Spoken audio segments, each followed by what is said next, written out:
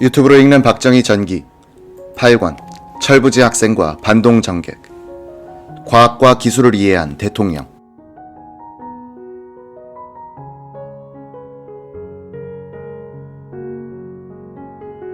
초대 한국과학기술연구소 키스트 소장 최영섭 박사가 연구소의 기틀을 잡는 데 성공한 것은 박정희 대통령의 전폭적인 업무를 확보한 데다 연구소의 목적을 국가 이익과 일치시키고 연구 성과를 기업에 팔도록 함으로써 연구 분위기에 경쟁 논리를 도입했기 때문이다.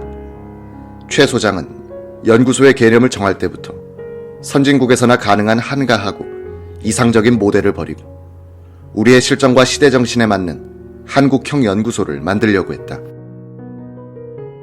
키스트는 정부 돈을 받아쓰되 자율적으로 운영하는 캐나다의 NRC 연구소, 자기 나라에 필요한 연구를 중점적으로 수행하는 호주의 CSIRO, 연구 결과를 기업화하는 일본의 이화학 연구소, 그리고 미국 바텔 연구소의 계약 연구 방식 등의 장점만을 따와서 만든 것이었다.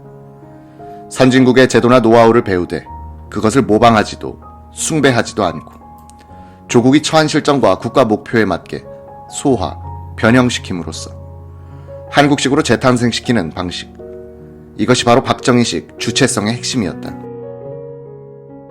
박정희의 근대화 방식은 항상 시장 논리와 경쟁 논리를 깔고 있었다는 점에서 근본적으로 자본주의적이지만 강력한 국가 개입의 계획 경제였다는 점에서는 사회주의적이며 충효를 덕목으로 하는 인간관에 기초한 점에선 유교적이다.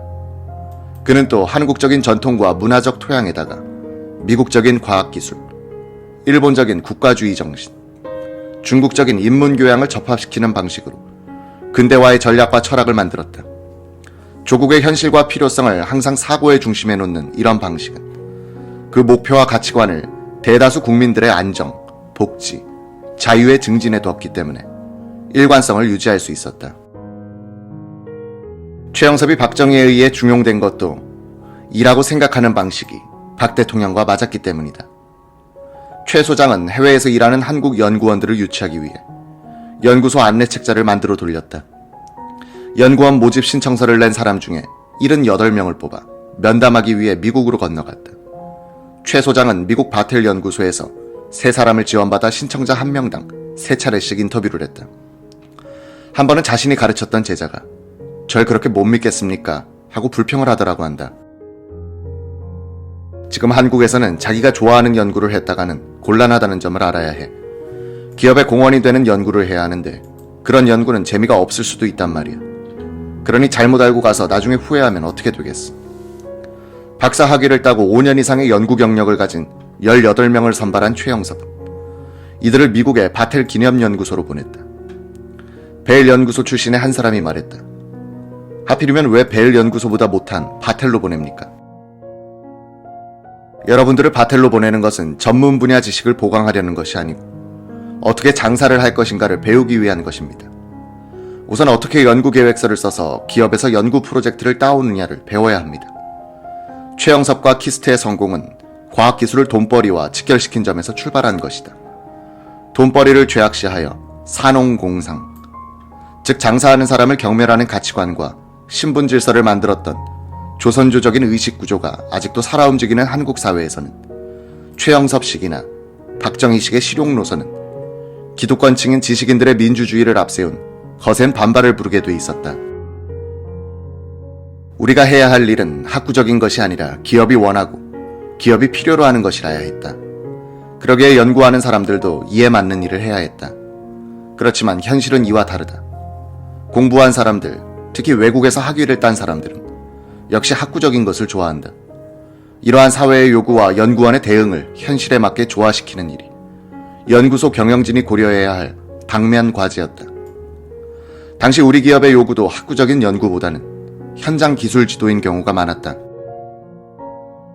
1960년대 중반 도약기에 들어선 한국 경제, 특히 수출 드라이브를 선도하고 있던 섬유공업체에서 원하는 것은 새로운 섬유의 합성이 아니라 직물 가공에 있어서의 염색 문제였다.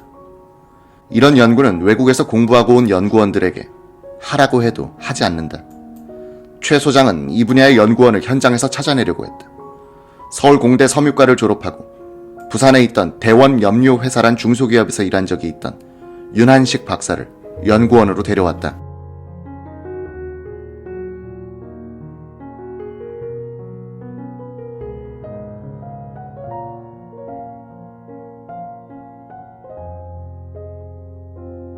기술자 출신 연구원인 윤 씨는 학자 같은 연구원들 사이에서 마음고생을 많이 했지만 결국 대성했다. 그는 나중에 제3세대 합성 섬유인 아라미드 섬유의 제조 방법을 개발했고, 그가 제시한 고분자 형태학의 새 이론은 세계적인 권위를 가진 학술 잡지 네이처지에 소개됐다. 최영섭은 기업체를 돌아다니면서 연구 프로젝트를 따올 일종의 영업 담당자로 서울시 수도국장이던 최종환 박사를 키스트 연구개발실장으로 데리고 왔다. 과학도 알고 장사에도 수완이 있는 그는 슬라이드와 책자를 만들어 백방으로 연구 사업을 팔러 다녔다.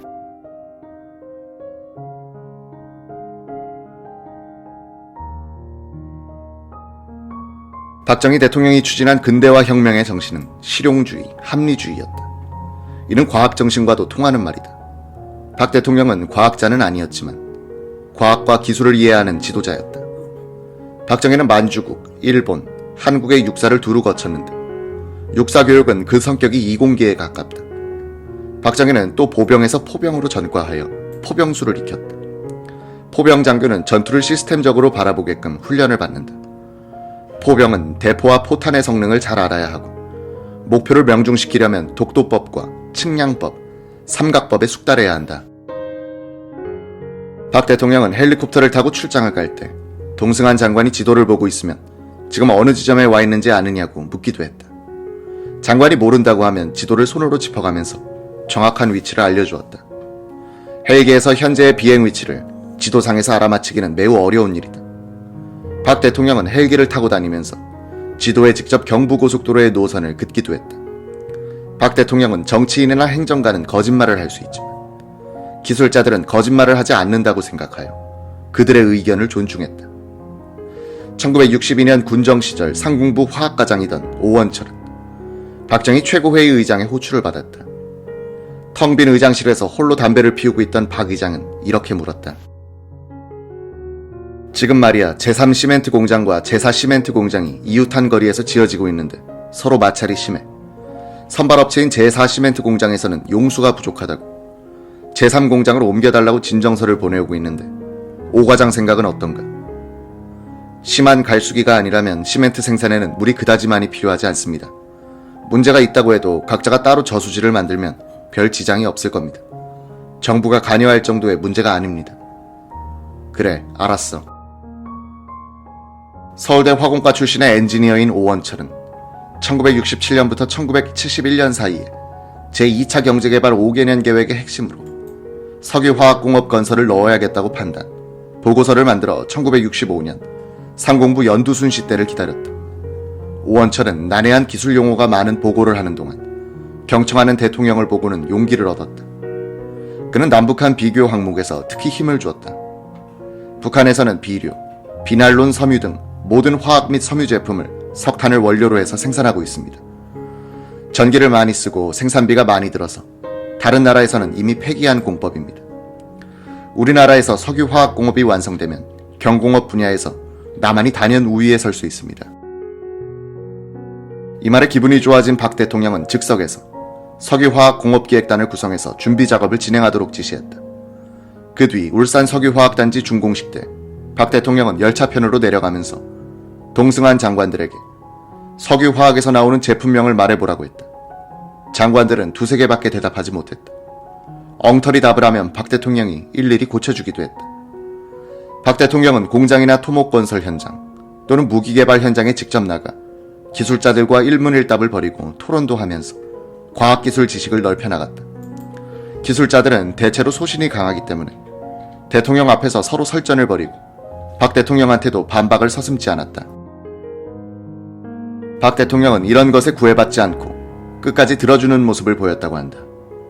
오늘날 한국을 먹여 살리고 있는 전자, 통신산업의 발전에 있어서 전환점이 되었던 것은 1969년 여름에 있었던 상공부의 전자공업 육성 방안 보고였다.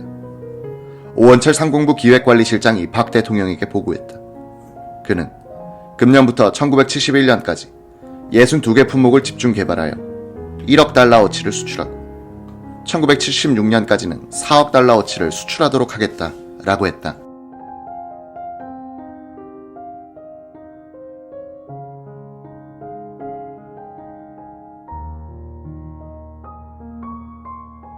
오원철 실장의 보고는 약 2시간 동안 계속됐다. 오원철 실장은 과학기술적인 사업 계획을 실현성 있어 보이게, 그리고 아주 쉽게 설명하는 요령을 가진 사람이었다. 오 실장은 정부가 전자산업을 중점적으로 육성하기 위해서는 140억 원이 필요하다고 역설했다. 제조업 지원금으로 124억 원, 연구 및 지능기관에 16억 원. 박 대통령은 장대한 그림이 그려지는 거창한 보고를 숨죽이며 다 듣고 난 뒤 배석한 김학렬 경제기획원 장관에게 말했다. 김 부총리 낼 수 있어. 예, 상공부 안대로 하겠습니다. 그럼 상공부 안대로 조치하시오. 박 대통령은 결단을 내린 뒤에도 자리를 뜨지 않고 담배를 한 대 피우고 있었다. 분위기가 부드러워졌다. 오원철은 개발코자 하는 부품의 현물을 큰 베니어판에 매달아 놓고 이름을 붙여 놓았었다. 박 대통령은 김 부총리에게 말했다.